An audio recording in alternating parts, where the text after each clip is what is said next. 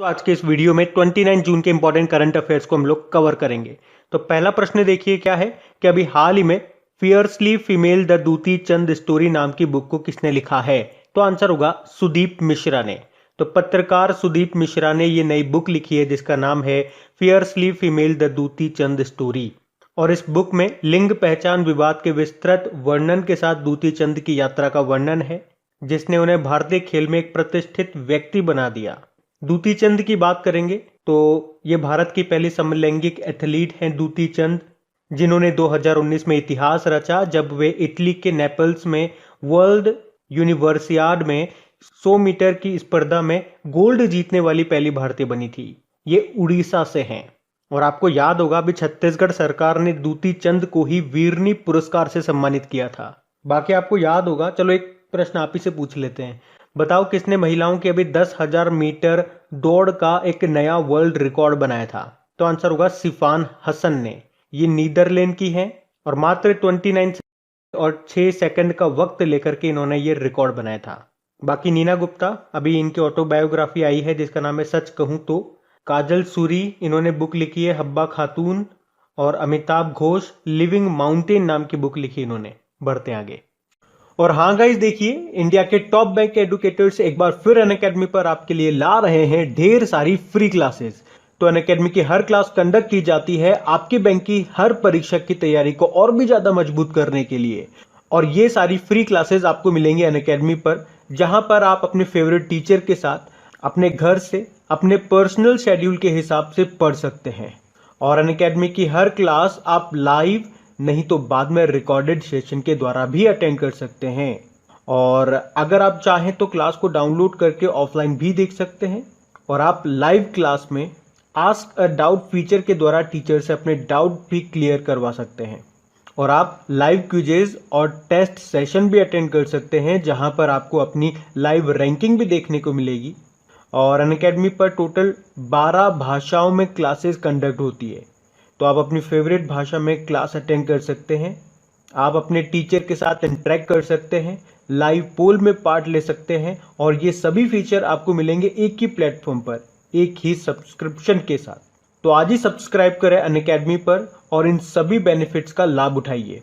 और हाँ देखिए, अगर आप मेरा कोड जो कि है क्रेक एग्जाम 10 यूज करते हैं तो आपको एडिशनल 10% का इंस्टेंट डिस्काउंट भी मिलता है। तो आपको इन सभी क्लासेस के जो लिंक हैं वो नीचे डिस्क्रिप्शन में मिल जाएंगे, तो वहां जाकर के आप इन सब का बेनिफिट उठा सकते हैं। अभी हम बढ़ते हैं आगे। फिर बताइए अभी हाल ही में किसने Styrian grand prix formula 1 race 2021 को जीत लिया है। तो आंसर होगा मैक्स वर्स्टपन ने। देखो याद रखना मैक्स वर्स्टपन की नेशनलिटी क्या है, ये कहां से हैं, तो ये नीदरलैंड से हैं। और ये किस कार कंपनी के ड्राइवर हैं, तो ये रेड बुल के ड्राइवर हैं। और अभी इन्होंने ही 2021 स्टायरियन और अभी इन्होंने ही 2021 Styrian grand prix formula 1 race को जीत लिया है 2021 में, यानी कि इस साल ये इनकी चौथी रेस है। 2021 में बात करेंगे तो ये इनकी चौथी जीत है।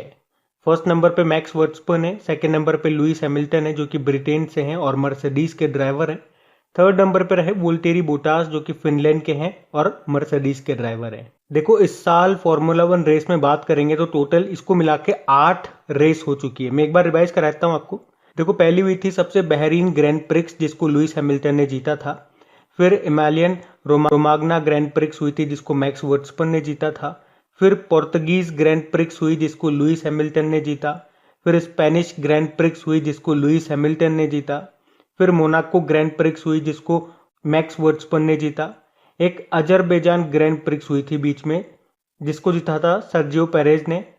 फ्रेंच ग्रैंड प्रिक्स हुई थी फिर जिसको मैक्स वर्स्टपन ने जीता। और अभी ये स्टायरियन ग्रैंड प्रिक्स को भी मैक्स वर्स्टपन ने जीत लिया है। और देखिए जितनी भी आपकी ये फार्मूला 1 रेसेस हो रही है, जैसे अब ये 8 हो गई ना रेस, तो ये 8 की आपको क्विज मिल जाएगी वहां पे। वरना लास्ट टाइम हम क्या करते थे, पूरे साल भर की पहले रेस कंप्लीट होगी फिर उसके बाद क्विज बनाएंगे। इस बार हमने ऐसा नहीं किया। अब जितनी भी रेसेस होती जा रही है, अभी 8 हो गई तो 8 की क्विज मिल जाएगी। अगली बार 9 हो जाएगी तो 9 की क्विज मिल जाएगी आपको, ताकि आप जब चाहो उसको रिवाइज कर सको, उसका टेस्ट लगा सको। साल के एंड में इंतजार नहीं करना पड़े आपको। और अपनी क्रेक एग्जाम एप्लीकेशन को अभी तक अपडेट नहीं किया तो अपडेट जरूर कर लेना। और अगर उसको डाउनलोड नहीं किया तो डाउनलोड कर लीजिए, लिंक डिस्क्रिप्शन में मिल जाएगा। अभी बढ़ते हैं आगे। फिर बताइए अभी हाल ही में Spanish princess of Asturias literature award से किसे सम्मानित किया गया? तो आंसर होगा इमैनुअल कैरेर को। तो फ्रांसीसी लेखक हैं ये इमैनुअल कैरेर, और अभी इन्हीं को साल 2021 के Spanish princess of Asturias literature award से सम्मानित किया गया है। बाकी थॉमस विजियन का नाम आपने सुना होगा, अभी nature TTL photographer of the year 2021 का अवार्ड मिला था इनको। मारिया रेसो ये फिलीपींस की जर्नलिस्ट हैं, अभी यूनेस्को गुइलेर्मो कैनो विश्व प्रेस स्वतंत्रता पुरस्कार 2021 इन्होंने जीता था। और नुक्लू फॉर्म तो बड़ा इंपॉर्टेंट नाम है, व्हीटली अवार्ड 2021 इन्होंने जीता। ये जो अवार्ड है इसको ग्रीन ऑस्कर भी कहा जाता है। नुक्लू फॉर्म ये नागालैंड के हैं और अभी इन्होंने अमूर फॉल्कन के संरक्षण के लिए ये पुरस्कार जीता है। चलिए आप तो ये बताइए अभी पेंगोलिन के संरक्षण के लिए किसने एशिया पर्यावरण परिवर्तन पुरस्कार जीता था? तो याद रखना सुष्मिता लेंका ने जीता था। चलिए दूसरा प्रश्न आप ये बता दीजिए कि मिस यूनिवर्स 2020 का खिताब किसने जीता, और जिसने भी जीता वो किस कंट्री से बिलोंग करती हैं ये भी बताना। बढ़ते हैं आगे। फिर बताइए अभी हाल ही में किसे केंद्रीय सतर्कता आयुक्त यानी कि सेंट्रल विजिलेंस कमिश्नर के रूप में नियुक्त किया गया? तो आंसर होगा सुरेश एन पटेल को। अच्छा देखो 1964 में एक समिति बनी थी, संथानम समिति, और उस समिति ने कहा था कि भ्रष्टाचार को रोकने के लिए एक संस्था बननी चाहिए, एक आयोग बनना चाहिए जिसका नाम होगा केंद्रीय सतर्कता आयोग, सेंट्रल विजिलेंस कमीशन, जिसमें एक तो होगा अध्यक्ष यानी कि केंद्रीय सतर्कता आयुक्त जिसे आप बोलते हो, और ज्यादा से ज्यादा 2 सतर्कता आयुक्त आपके हो सकते हैं। तो अगर अभी तक बात करेंगे तो आपके जो केंद्रीय सतर्कता आयुक्त थे वो थे संजय कोठारी, और आपके एक सतर्कता आयुक्त कौन थे यानी कि vigilance commissioner Suresh N Patel. तो हुआ क्या, जो संजय कोठारी थे ये अब रिटायर्ड हो गए। अब रिटायर्ड हो गए तो सेंट्रल विजिलेंस कमिश्नर का पद खाली हो गया। तो अब क्या किया गया, ये जो सुरेश एन पटेल हैं इन्हीं को केंद्रीय सतर्कता आयुक्त बना दिया गया, लेकिन परमानेंट नहीं बनाया, कार्यवाहक पद दिया गया इनको, यानी कि ये एक्टिंग सेंट्रल विजिलेंस कमिश्नर के रूप में काम करेंगे जब तक कि कोई परमानेंट नहीं आ जाता। ये आपको बात ध्यान रखनी है। बाकी देखिए यशवर्धन सिन्हा ये मुख्य सूचना आयुक्त हैं, chief information commissioner. Sushil Chandra की बात करेंगे तो ये मुख्य चुनाव आयुक्त हैं, 24वें नंबर के चीफ इलेक्शन कमिश्नर। और सुबोध कुमार जायसवाल ये आपके सीबीआई के डायरेक्टर बने थे अभी। बढ़ते आगे। अच्छा चलिए बताइए अभी वित्त वर्ष 2020-21 में भारत का सबसे बड़ा निर्यात गंतव्य कौन सा बना है? तो आंसर होगा यूएसए। तो यहां पे बात हो रही है कि इंडिया ने फाइनेंशियल ईयर 2020-21 में सबसे ज्यादा एक्सपोर्ट किस देश को किया, और ये हम बात कर रहे हैं सेंट्रल गवर्नमेंट के डेटा के अनुसार। तो वित्त वर्ष 2020-21 में भारत ने सबसे ज्यादा यूएसए को एक्सपोर्ट किया है, निर्यात किया है। लास्ट टाइम भी हमने यूएसए को ही सबसे ज्यादा एक्सपोर्ट किया था, यानी कि यूएसए इस मामले में टॉप पे था। परंतु चाइना पिछले बार तीसरे स्थान पे था, जो अब दूसरे स्थान पे आ गया है, और जो दूसरे स्थान पे था यूनाइटेड अरब अमीरात वो तीसरे स्थान पे चला गया। ये चेंजेस हुआ है, ये आपको ध्यान रखना। मतलब हमने चाइना के साथ जो एक्सपोर्ट किया उसमें काफी बढ़ोतरी देखने को मिली है, प्लस 27.5% की बढ़ोतरी देखने को मिली है चाइना के साथ। अब यहां पे बात यूएसए की है, तो ये रहा मैप में यूएसए, जिसकी कैपिटल क्या है, वॉशिंगटन डीसी है। प्रेसिडेंट कौन है, जो बाइडेन है, 46 नंबर के हैं। और यह पहली महिला उपराष्ट्रपति बनी है जिनका नाम है कमला हैरिस, ये 49 नंबर की है। अच्छा ये जो वॉशिंगटन डीसी है ये किस नदी के किनारे है? तो पोटोमेक नदी के किनारे। यहाँ की संसद को कहते हैं कांग्रेस। और अमेरिका के साथ कौन कौन सी एक्सरसाइज हम करते हैं? एक तो कोप इंडिया नाम की एक्सरसाइज करते हैं, मालाबार नौसैनिक अभ्यास करते हैं। मालाबार तो वैसे हम अमेरिका के साथ ही नहीं, इसमें जापान भी शामिल होता है, इस बार तो ऑस्ट्रेलिया भी इसमें शामिल हुआ। एक वज्र प्रहार हम करते हैं, एक युद्ध अभ्यास करते हैं, टाइगर ट्रम्प करते हैं। इस साल बात करेंगे तो अभी तक हमने 2 एक्सरसाइज यूएसए के साथ की है, वज्र प्रहार जो कि हमने हिमाचल प्रदेश में करी थी, और युद्ध अभ्यास ही हमने राजस्थान में किया था। अभी अमेरिकी सेना की प्रथम महिला सचिव कौन बनी है? तो क्रिस्टीन वर्मथ बनी है। उसके अलावा अमेरिका के पहले अश्वेत रक्षा मंत्री कौन बने? लॉयड ऑस्टिन बने हैं। और यहाँ के विदेश मंत्री बने हैं एंथोनी ब्लिंकन, जिन्हें सेक्रेटरी ऑफ स्टेट बोलते हैं। और यहाँ की पहली महिला वित्त मंत्री फाइनेंस मिनिस्टर बनी है कौन? Janet Yellen. और जो बाइडेन की वरिष्ठ सलाहकार बनी थी ये भारतीय मूल की हैं, क्या नाम है? नीरा टंडन इनका नाम है, तो ये भी ध्यान रखना। बढ़ते हैं आगे। फिर बताइए अभी किस भारतीय न्यूरोलॉजिस्ट की बुक है जिसका नाम है मॉन्क इन अ मर्स? इसको उनके मरणोपरांत लॉन्च किया गया, तो उनका नाम है डॉक्टर अशोक पनगड़िया। डॉक्टर अशोक पनगड़िया ये जाने माने न्यूरोलॉजिस्ट थे।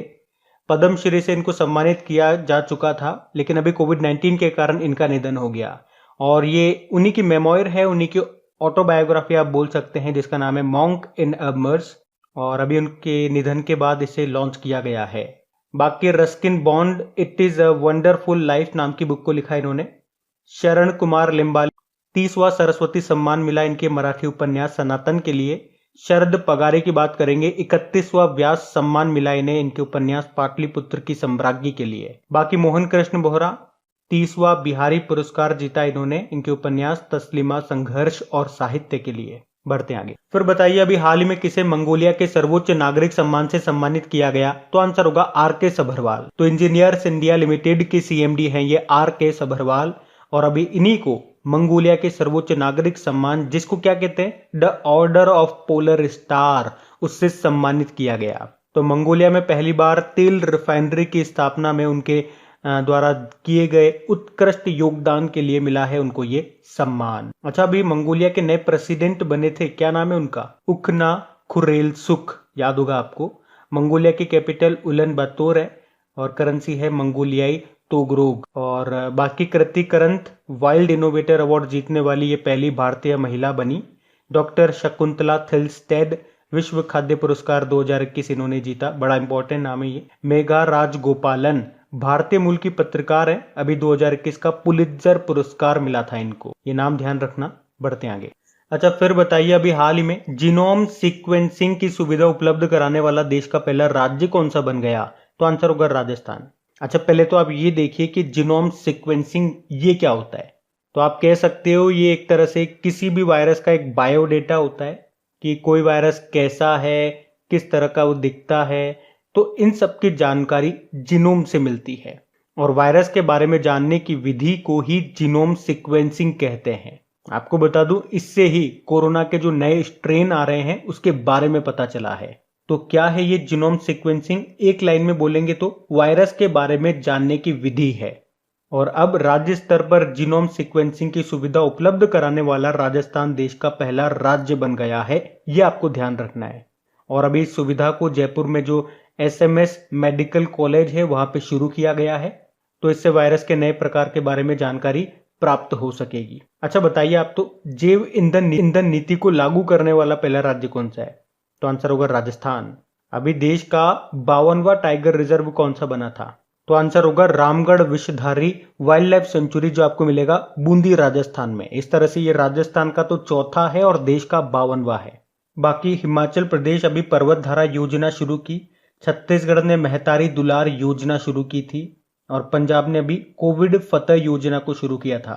चलिए आप तो बताइए, अभी पंजाब का 23वां नया जिला बना है, उसका नाम क्या है? और यहाँ पे बात हो रही है राजस्थान की, तो ये रहा मैप में राजस्थान।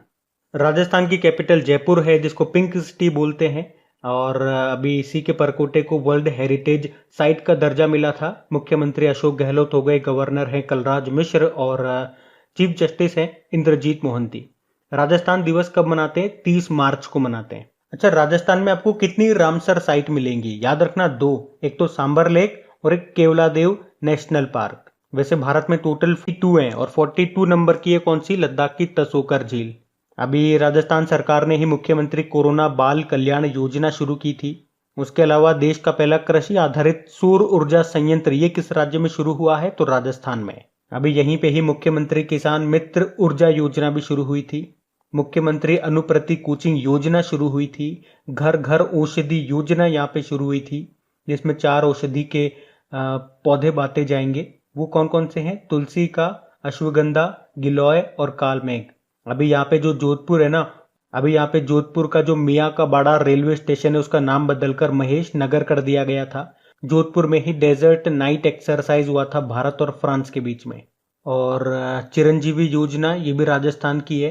देखो, राजस्थान का राजकीय पशु 2 हैं, चिंकारा भी है और ऊंट भी है। पक्षी गोडावन है, जिसे ग्रेट इंडियन बस्टर्ड बोलते हैं। पुष्प है रोहिड़ा का, और वृक्ष है खेजड़ी का।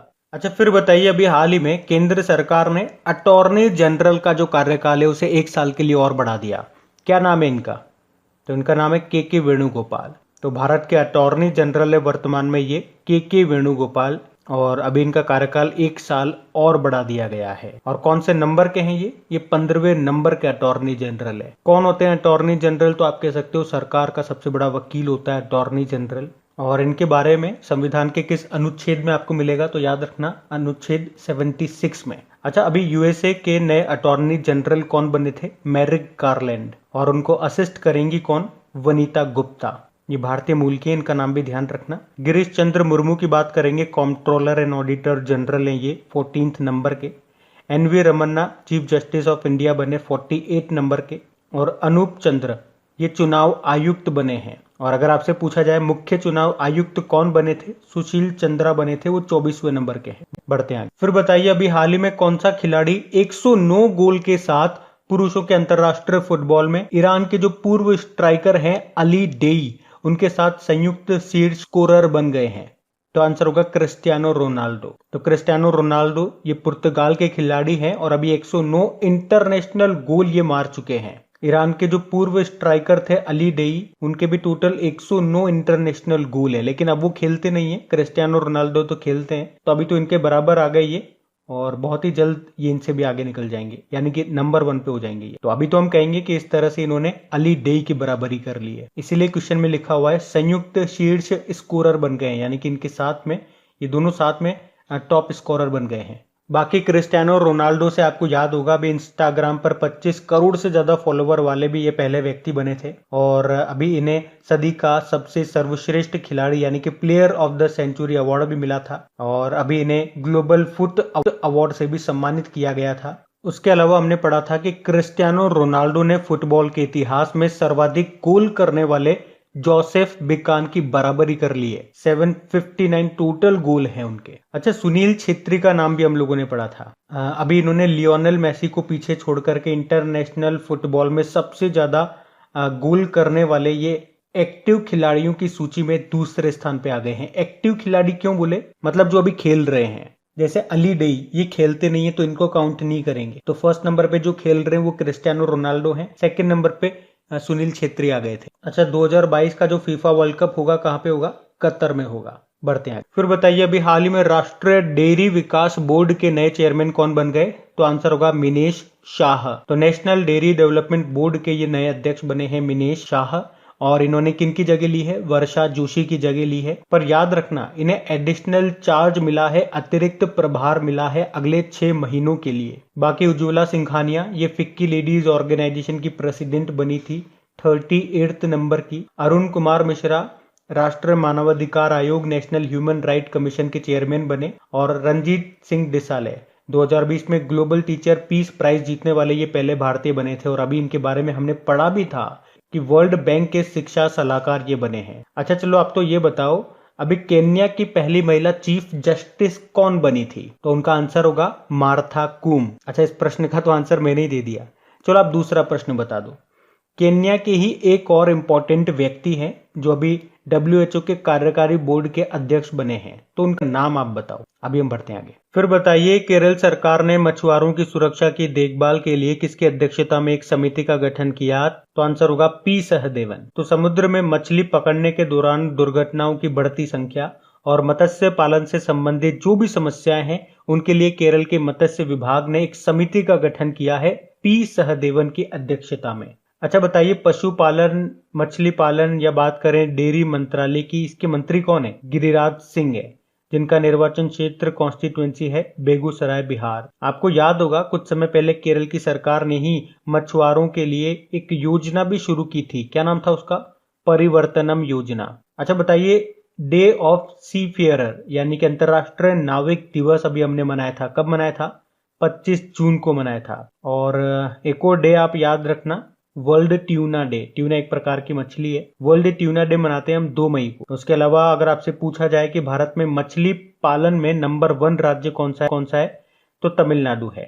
और भारत का पहला एक्वा मेगा फूड पार्क ये बना था कहाँ पे? आंध्र प्रदेश में, जिसका नाम था Godavari mega aqua food park. और अगर आपसे पूछे कि भारत का पहला एक्वा फार्मर कॉल सेंटर ये कहाँ पे खुला है? ये विजयवाड़ा आंध्र प्रदेश में। बाकी बात केरल की हो रही है तो ये रहा मैप में केरल। केरल को गार्डन ऑफ स्पाइस मसालों का बाग कहा जाता है। इसकी कैपिटल तिरुवनंतपुरम है। गवर्नर आरिफ मोहम्मद खान है और अभी मुख्यमंत्री दूसरी बार बन गए कौन? Pinarayi Vijayan, left democratic party से हैं ये। अभी नीति आयोग ने जो सस्टेनेबल डेवलपमेंट गोल इंडेक्स जारी किया था उसमें भी टॉप पे रहा था केरल।